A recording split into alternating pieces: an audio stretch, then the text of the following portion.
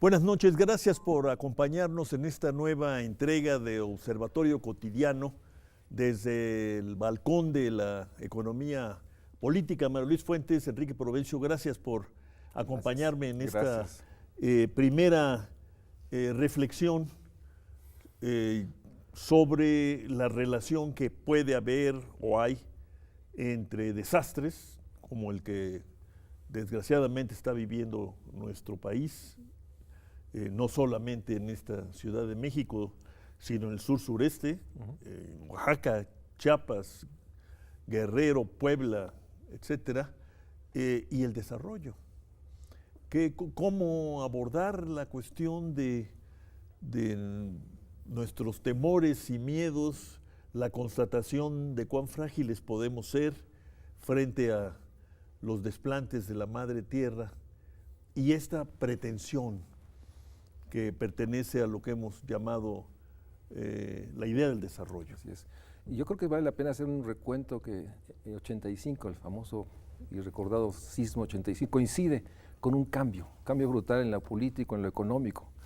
Más allá de causalidades o correlaciones, la realidad es que a partir de los 80s, el país, estos 32 años, hay un giro total en términos de la idea de desarrollo, en donde el mercado se vuelve predominante, y muchos también sostienen que generó este proceso continuo de cambios para ampliar la democracia germinal que Goldemar sostiene. Entonces, también hay una parte, digamos, mítica o explicativa de un cambio de época que se da en los 80s, que coincide con el sismo. Algunos ponen como un punto realmente relevante por la participación que se volvió a ver en ese momento y que parece que sacaba al país de esa sensación de crisis que Paz tanto señalaba que tenía esta relación gobierno y sociedad. Tú, Mario Luis, en tu entrega más reciente en Excelsior, citas al poeta Octavio Paz, y voy a leer parte porque creo que vale la pena para esta transmisión. Ahora, decía Octavio Paz, los temblores del 19 y el 20 de septiembre nos han redescubierto un pueblo que parecía oculto por los fracasos de los últimos 10 años y la erosión moral de nuestras élites. La sabiduría popular no es libresca ni moderna, sino antigua y tradicional. Es una mezcla de estoicismo, silenciosa energía, humor, resignación, realismo, valor, fe religiosa y sentido común. Enrique Provencio. Sí, efectivamente. Y estas palabras del poeta nos remiten a un fenómeno que venimos procesando desde hace más de 30 años en México y remiten sobre todo a la actitud nacional y social, pero también individual ante los desastres. El mundo ha pasado de una actitud pasiva ante los desastres. Ha pasado de una contemplación, de verlos como un fenómeno externo ante el cual estamos a la deriva, a verlos como un proceso en el cual la sociedad interactúa con las amenazas y los peligros naturales. Tan lejos como 2006, Enrique, escribiste en Foreign Affairs en español, desastres de la gestión de crisis a la reducción de riesgos. ¿Mantienes esa perspectiva? ¿Ese es el mandato de la experiencia? Sin duda alguna. Ya para entonces, hace más de 10 años, estaba madurando una idea que nos lleva a ver los desastres como un fenómeno ante el cual debemos prepararnos cada vez más. No solo protegernos a través de eso que llamábamos la protección civil, sino que por cierto, editamos o reeditamos en 85, al calor de las lecciones dolorosas de 85, ¿no? Efectivamente. A partir de las lecciones del sismo de 1985, empezó un proceso que cobró bríos, pero que luego se apagó. Y en el transcurso de ese cambio, sobre todo en los años 90, el mundo se percató cada vez más que era tan importante, que es tan importante identificar bien los riesgos a partir de las amenazas y los peligros naturales, cómo identificar las condiciones y capacidades que tenemos como sociedad, como familias y como personas para prepararnos, anticipar en lo posible y sobre todo reducir nuestra vulnerabilidad ante los desastres. ¿A través de qué? De la capacidad para no solamente reaccionar, sino también de la capacidad para prevenirlos. Los sismos no se pueden prevenir, ya lo sabemos, se van a presentar, se van a seguir presentando. Pero aunque parezca ingrato, en medio de las consecuencias de estos sismos hay que recordar que México y de hecho la mayor parte del mundo está muy expuesto a los fenómenos del clima, no solamente del cambio climático, de la variabilidad climática, a los fenómenos hidrometeorológicos, a las sequías, a los huracanes, a las inundaciones, a los derrumbes, a los incendios y a los otros fenómenos que nosotros mismos provocamos, ¿no? Los tecnológicos. Y lo que más daño nos causa en México son los fenómenos hidrometeorológicos.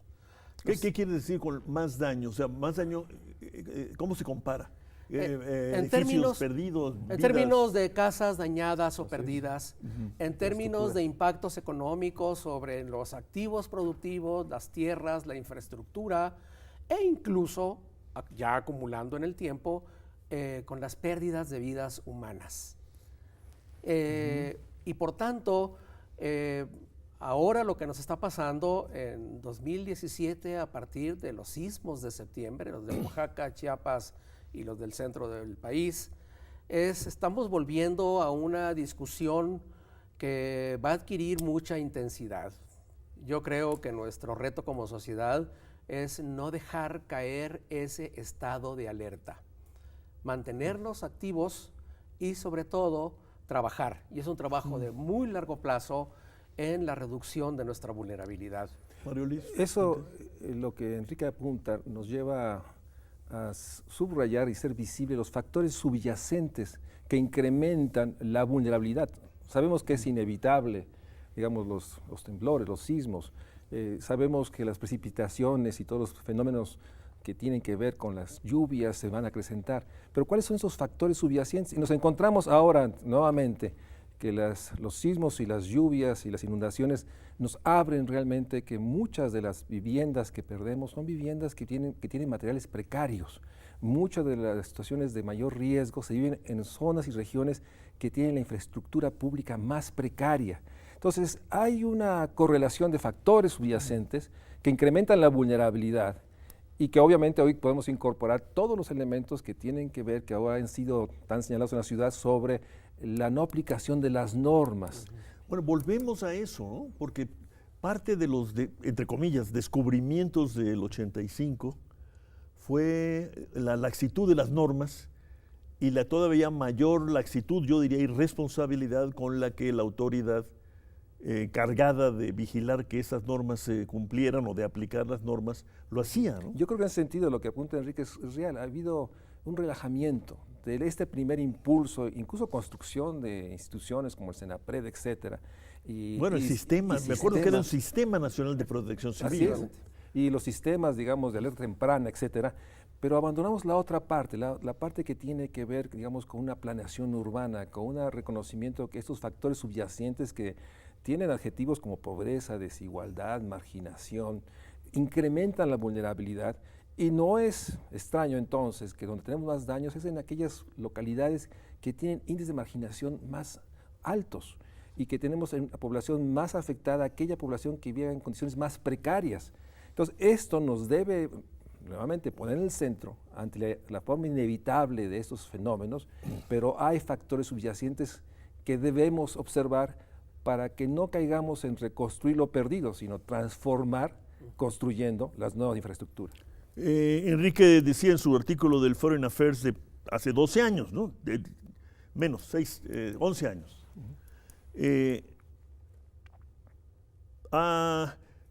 Hay que crear un sistema que se base en la reducción de riesgos. Una lección de muchos desastres, la reunión de Kobe, ¿no? A la que hace referencia. Pero dices, México, a pesar de su experiencia, aún carece de este sistema.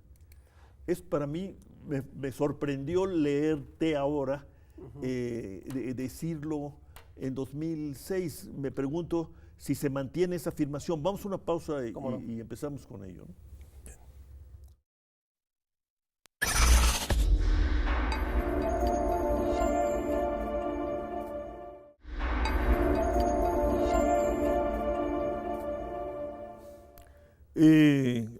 Lección del mundo, lección del 85, hay que ir, propuso Enrique Provencio, de la gestión de crisis a la reducción de riesgos frente a los desastres. Eso que llamamos desastres, en algún momento leí a Sina Lomnitz decir que llamamos desastre lo que no podemos explicar, ¿no? Pero ¿en dónde estamos ahora? Esto fue en 2006 y veníamos además de 85, ya muchos años. Efectivamente. Protección civil, organismos, aprendizaje, reuniones internacionales, qué sé yo, muchos expertos. Así es, diferentes evaluaciones muestran que sí avanzamos mucho como país en la generación de instituciones y mecanismos, sobre todo con la creación del sistema de protección civil y las instituciones que tiene, entre ellas el Centro Nacional de Prevención de Desastres, que está en la UNAM y que es parte del sistema, así como la Escuela de Protección Civil, por ejemplo, y los mecanismos financieros. ¿Esa Escuela de Protección Civil pertenece al propio Senapred? Pertenece al Senapred. No, porque seguramente habrá jóvenes que además conmovidos por lo que han vivido en estos días, podrían interesarse en merodear esa institución, que es una institución formal. Es parte del Centro Nacional de Prevención de Desastres, imparte formación, actualización, cursos rápidos, y ese es un ejemplo de lo que sí hemos avanzado en la identificación de los riesgos, junto con el Sismológico Nacional, la investigación de ingeniería de sismos, entre otros aspectos.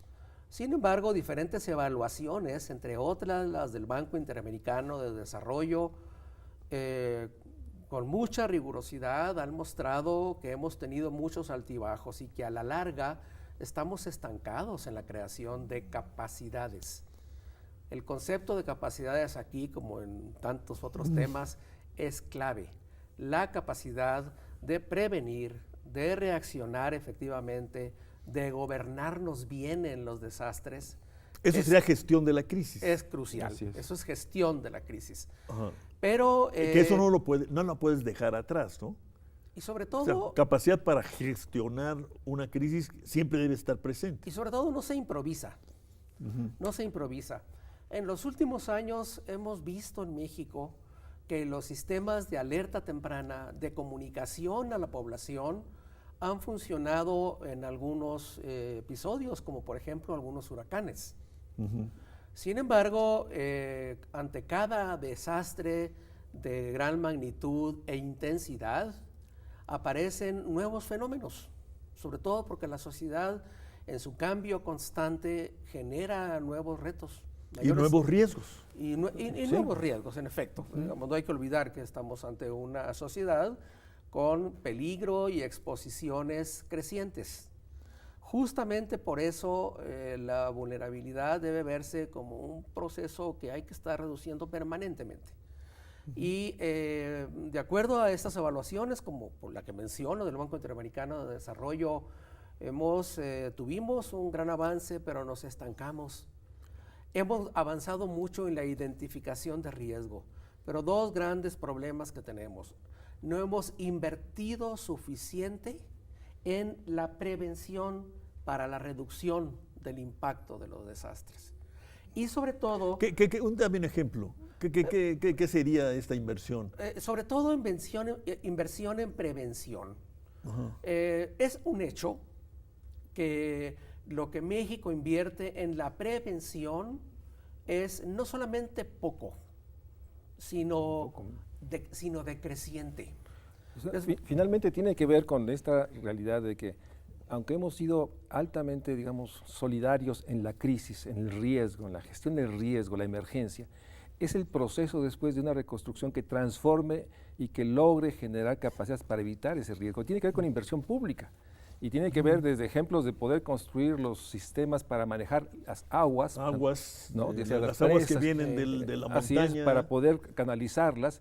Y lo que nos encontramos en esta historia, yo diría dramática, de estos 32 años, es que esta infraestructura necesaria para reducir los factores subyacentes de estos fenómenos, hemos sido muy ineficientes. Muchas obras que no fueron acabadas, digamos, totalmente. Tenemos el canal, pero no tenemos la represa y no tenemos los esfuerzos para conducir el agua, o permitimos asentamientos en zonas que sabemos de alto riesgo, junto a los ríos. En fin, estos factores, por eso este llamado que hacen los gobiernos internacionales de hay que reconstruir transformando y no simplemente reparar lo perdido. Y yo creo que ese es el gran factor, digamos, de la lección nuevamente de este triste 19 de septiembre, que si volvemos a pensar solo en la emergencia, en términos del rescate de las víctimas, y no tenemos la capacidad del Estado para reordenar, conducir, los factores subyacentes del riesgo seguirán siendo cada vez más crecientes y tendremos cada vez más daños, los daños que pueden ser evitados en cierta medida por esta inversión pública.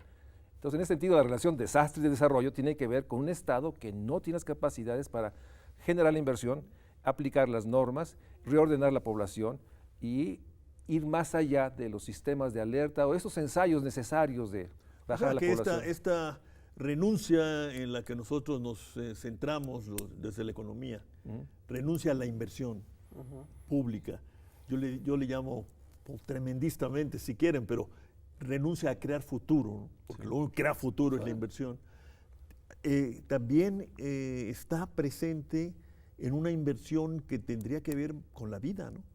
Elementalmente dicho, ¿no? Es una inversión para la vida, para sobrevivir, para enfrentar la vulnerabilidad. Eso también lo hemos dejado un poco de lado. Claro que sí, y creo que no es tremendismo, es definitivamente una cuestión de vida o muerte.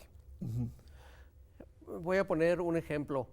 Todo el sistema de protección civil tiene en el proyecto de presupuesto para 2018, que seguramente hay que cambiar, menos de 240 millones de pesos. ¿Cómo?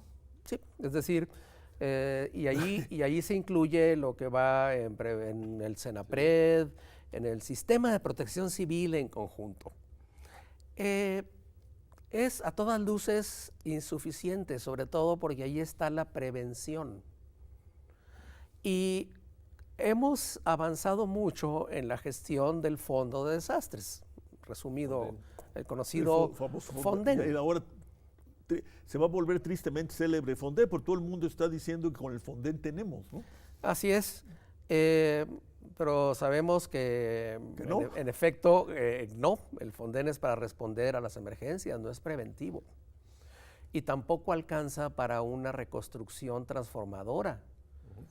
Pero pongo ese ejemplo porque mucho de la prevención es inversión en el mejor conocimiento de los desastres, en la creación de instrumentos para la gestión de los mismos y en la activación del conjunto de elementos, no solamente tecnológicos, sino también de aprendizaje social, que son parte de los sistemas de gestión de riesgos. Y todos esos elementos han estado muy afectados en los últimos años, pero quiero decir los últimos años, los últimos 20 años, por insuficiencias, por restricciones. Para no hablar de... Pero yo te diría, tenemos mejores sismólogos. Sin duda alguna. Antes tenemos más conocimiento de ingeniería. Por decir, efectivamente. Etcétera, ¿no? Efectivamente, y señalé puntualmente que hemos tenido avances significativos en la identificación de los riesgos.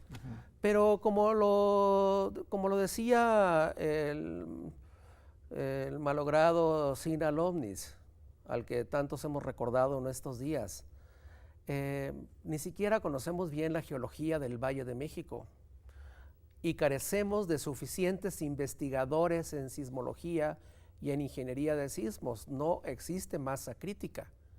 Ha mejorado, pero como lo ha dicho estos días la directora del Sismológico Nacional, que también está en la UNAM, el número de sismólogos en este país se cuenta con los dedos de las manos y los expertos se los conocen de memoria, saben quiénes son y dónde están, porque en realidad son muy pocos. Ese es un problema de baja inversión en ciencia, que aqueja prácticamente todas las áreas de la ciencia. Pero cada vez que ocurren estos dramáticos episodios nos percatamos de que no hemos invertido lo suficiente tampoco allí, aunque repito, hay grandes avances. Sin embargo, esos avances no se traducen suficientemente en los instrumentos para la gestión. Por ejemplo, en los famosos atlas de riesgo. Los atlas de riesgo, que son instrumentos básicos de diagnóstico, mapeo, etcétera, sobre eso, los riesgos, mientras no los tengan todos los municipios, sobre todo los de mayor riesgo, y mientras no se vinculen adecuadamente con los programas de desarrollo urbano para orientar mejor la ubicación de la infraestructura, de las viviendas, etcétera, pues tenemos un paso incompleto. Y desgraciadamente no hemos acabado como país de generar siquiera nuestros atlas de riesgo municipales. Es decir... Y supongo que delegacionales tampoco, para hablar de nuestra ciudad. O por lo menos en el caso de los delegacionales no están bien actualizados. Así es. Teniendo problemas de conocimiento, y comparto esta idea, el problema es también la capacidad de gestión a nivel municipal, a nivel delegacional, digamos, de las normas y las capacidades, digamos, que se requieren para gestionar una situación de riesgo. Entonces, no solo es un problema de conocimiento, es que también tenemos esta debilidad institucional que hoy se hace visible. Por eso cuando las lluvias y los sismos pasan, hacen visible toda esta realidad que nos atrapan, esta fatalidad, que sí, sin duda, son imprevisibles los sismos, pero los factores subyacentes que están atrás, no hemos sido capaces de construir una política pública, digamos, de Estado, de largo plazo, y nos enfrentamos a las limitaciones que tiene de inversión, cierto, pero también las capacidades, digamos, ahora de gerenciar estos procesos preventivos. Por eso el sistema de gestión de riesgos. Exactamente. Correcto. Y por eso reconstruir transformando. Esa es la gran propuesta internacional que en estos días pareciera ser que no ha sido tomado nota por los gobiernos. Yo he escuchado a Enrique Provencio y a ti hablar de eso, y no a muchos más. Sí, preocupa, sorprende. Sorprende porque los cálculos que se hacen, estas estimaciones de la reconstrucción, parecía ser que es reponer lo que se perdió, y lo cual sería nuevamente un extravío, porque volveríamos a poner viviendas probablemente con mejores materiales, pero no los factores subyacentes que tienen que ver desde el ordenamiento urbano, desde la realidad de que atrás de esto la falta de infraestructura que prevenga, esta infraestructura necesaria para conducir las aguas, ¿no? O aplicar normas para que no haya realmente viviendas en ciertas zonas. Todo eso parece ser que se deja de lado. Y estamos hablando de los montos recursos, que nuevamente si la cesión de los partidos, de los recursos que tienen. Es una especie de feria grotesca. Feria y... Digo que cada quien ya ahora tiene su estimación, ¿no? Así es, y feria, pero además una subestimación total, porque están hablando de el mínimo esfuerzo, ¿sí? ¿no? Nuevamente, ¿no? Y el FONDEM no tiene los recursos para esto, ¿no? Pero los recursos de los partidos, que parece ser más una feria y una kermés en que cada quien oferta de alguna manera, poniendo en el centro la desconfianza de quién va a administrar esos recursos, que es otro tema, que podremos regresar, estamos subestimando lo que se requiere, porque no hemos puesto en el centro esta realidad de que hay una nueva visión, una visión histórica ya internacional, de que hay que transformar para que reduzcamos la vulnerabilidad, en la cual todos tenemos esa vulnerabilidad, solo que nuevamente la desigualdad de la vulnerabilidad se hace evidente, ¿no? Y se hace contrastable, ¿no? Por ejemplo, ¿no? 300 personas muertas ya, un poco más. Y uno dice, bueno, después de 35 años de aprendizaje, estudio, instituciones, organismos, etcétera, 300 son muchos, ¿no? Sí. No se comparan con los 10,000 estimados del 85, los que cada quien tenga. Pero 300 son muchos si tomamos en cuenta lo que se supone que deberíamos haber hecho y al parecer no hicimos completamente. Esa es la Esa es la lección, o sea, la simulación que cada 19 de septiembre, cuando se hace esta ceremonia luctuosa que ahora tendrá dimensiones mayores, nos damos cuenta que es una ceremonia que no es consecuente con acciones de política pública, inversiones, y lo que hemos desarrollado en términos de sistemas de, digamos, de alarma temprana o sistemas de desalojo de edificios no es suficiente. Y eso es realmente lo más evidente, o sea, la realidad de que desnuda que hemos sido poco congruentes como país en términos de construir los elementos que permitan enfrentar los riesgos que sabemos que van a incrementar, pero también sabemos que podemos reducir la vulnerabilidad con ciertas acciones que debe realizar el Estado, asociado con el sector privado o con los ciudadanos, pero es el Estado que debe ser el eje de esta reconstrucción. Estoy terminando, Enrique. Les invito a que hagamos otro programa, o sea, ofrezcamos un doble, como suele decirse, pero ayúdame a terminar este. Bueno, quiero terminar diciendo que tenemos que empezar a redirigir todos los esfuerzos en esta dirección que menciona Mario Luis. Lamentamos todos los muertos, la vida que se pierde, los daños económicos que está sufriendo la población, sobre todo en Oaxaca y en Chiapas, en Morelos, no solo en la Ciudad de México, que también es muy intenso. Pero dentro de la conmoción que nos causa esta tragedia, sí tenemos que reflexionar más, reorientar los esfuerzos, llamar la atención sobre la necesidad de mantenernos en la alerta constante, en interiorizar en la vida. Sí, no solo temprana, ¿no? Sino alerta permanente, cotidiana. Exactamente. Y sobre todo, y quizá es algo de lo que podamos conversar a partir de tu invitación a otro programa, en cómo hacer esto parte de la política de desarrollo del país. Dediquémosle a eso nuestro siguiente programa. Muchas gracias, Enrique. Muchas gracias. Muchas gracias. Gracias a ustedes. Buenas noches.